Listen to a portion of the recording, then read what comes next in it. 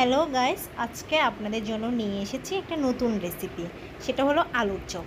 আলুর চপ বানানোর জন্য প্রথমে আলুগুলো সিদ্ধ করে ভালো করে একটু টিপে নিতে হবে। তারপর সেখানে কাঁচামরিচ দিতে হবে। যেহেতু আমরা নিরামিষটা খাই সেজন্য এটা কাঁচামরিচ দিয়ে দিছি, কোনো রকম আমিষ কিছু দিব না। তারপর সেখানে হলুদের গুঁড়ো, লবণ দিয়ে তারপর পরিমাণ মতো চালের গুঁড়ো দিয়ে ভালো করে একদম মেখে নিতে হবে। যত ভালো মাখা হবে তত ভালো, এটার টেস্টও ভালো হবে।